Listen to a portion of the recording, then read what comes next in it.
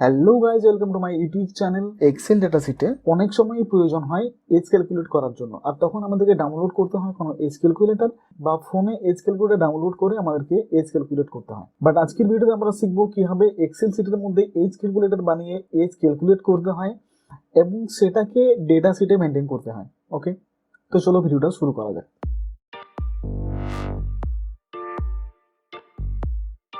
তো আমি চলে এসেছি আমার এক্সেল শিটে অ্যান্ড এক্সেল শিট বানানোর জন্য প্রথমত আমি এখানে হেডিং দিয়ে দিচ্ছি এজ ক্যালকুলেটর বলে, age calculator. And age calculate করার জন্য আমাদের প্রথমত যেটা প্রয়োজন সেটা হচ্ছে ডেট অফ বার্থ।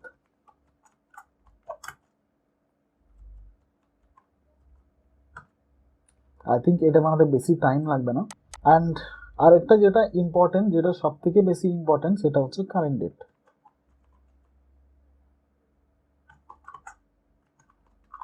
ওকে, এটাকে একটু ডেকোরেট করে নিই। মার্জিন সেটটাকে মার্জ অ্যাক্রস, এটাকে মার্জ অ্যাক্রস করে নিচ্ছি। ওকে, অ্যান্ড এখানেও আমার কিছুটা জায়গা লাগবে। ওকে, এটাকে করে দিচ্ছি অল বর্ডার অ্যান্ড এটাকে করে দিচ্ছি অল বর্ডার। এই দুটোকে একটা কালার দিয়ে দিচ্ছি অ্যান্ড বোল্ড করে নিলাম, দেখতে ভালো লাগবে। এখানেও বোল্ড করে নিচ্ছি। ওকে, হেডিংটাকে ভালো করে মার্জিন সেন্টার করে এটাকেও বোল্ড করে নিচ্ছি, জাস্ট একটু দেখতে ভালো লাগবে। Okay okay, that's it. And date of birth, এখানে তো আমরা এখানে এই দুটো সেলের মধ্যে ফার্স্টেতে আমরা ডেট অফ বার্থ ইউজ করবো অ্যান্ড সেকেন্ডটাতে কারেন্ট ডেট ইউজ করবো। বাট আমাদের যেটা রেজাল্ট দরকার সেটা হচ্ছে year, month and date. Okay, তো এখানে আমরা লিখবো ইয়ার, মান্থ, ডে, ডেজ।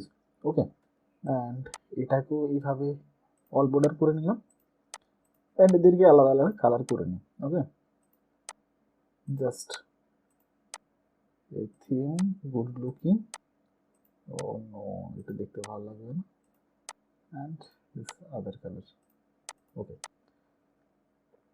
ওকে, চলো এখানে এরকম একটা থিম বানিয়ে নিচ্ছি। এটার যদিও কোনো প্রয়োজন নেই, but just a good look, তার জন্য আমি এটা করে দিলাম।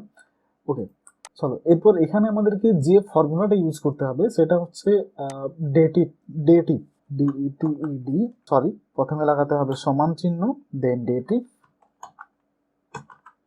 তারপর শুরু করতে হবে ব্র্যাকেট। ডেট অফ বার্থের প্রথম সেলটাকে আমরা সিলেক্ট করব কমা দিয়ে, কারেন্ট ডেটের সেলটাকে সিলেক্ট করব কমা দিয়ে, আবার কিন্তু এখানে ডবল ইনভার্টেড কমা দিতে হবে। আর যেহেতু এখানে আমাদের বছর দরকার তাই এখানে ওয়াই লিখতে হবে, Y for year, double inverted close and bracket close, enter. এখন আমাদের এখানে 0 আছে কারণ এখানে আমরা কোনো ডেট ইউজ করিনি। মান্থের জন্য আমাদের এখানে প্রয়োজন হবে সেম ডেটিভের formula, D A T E D I F, bracket শুরু করব, সরি এখানে একটু ভুল করে ফেললাম, ব্র্যাকেট শুরু করব, আবারও ডেট অফ বার্থের সেলটাকে সিলেক্ট করব, কমা দিয়ে কারেন্ট ডেট সেলটাকে সিলেক্ট করব, আবারও কমা দিয়ে ডবল ইনভার্টেড, অ্যান্ড এখানে লিখতে হবে Y M, year of month, double inverted close, bracket close, enter. And days, date আমার করার জন্য formula same. Okay, it's very easy, DATEDIF, bracket শুরু, first cell comma second cell, double inverted, এখানে লিখবো MD, month of date, double inverted close, bracket close, enter. Okay, তো মোটামুটি আমাদের format ready. এটাই হচ্ছে এজ ক্যালকুলেটর। তো এখন যদি আমরা এখানে কোনো ডেট ইউজ করি, একদম কারেন্ট ডেট, ধরো আমার ডেট অফ বার্থ, নো, আমি একটা ডেট এখানে ডেট অফ বার্থ দিচ্ছি, ধরো আমি দিচ্ছি 14/12/1990। ওকে, আর কারেন্ট ডেট হচ্ছে কন্ট্রোলের সাথে সেমিকোলন ইউজ করলে কারেন্ট ডেট চলে আসে, দেন এন্টার। ওয়াও, তো তোমরা দেখতে পাচ্ছ কারেন্ট ডেটটি যখন আমি এন্টার করলাম তখনই কিন্তু আমার এখানে 14/12/1990 যার জন্ম তার এজ আজকে হচ্ছে 31 বছর 10 মাস 29 দিন। ওকে, ইটস ভেরি সিম্পল। অ্যান্ড যেখানে আমাদের যখনই কোনো এজ ক্যালকুলেটরের প্রয়োজন পড়বে এটাকে আমরা সেভ করে রাখতে পারি।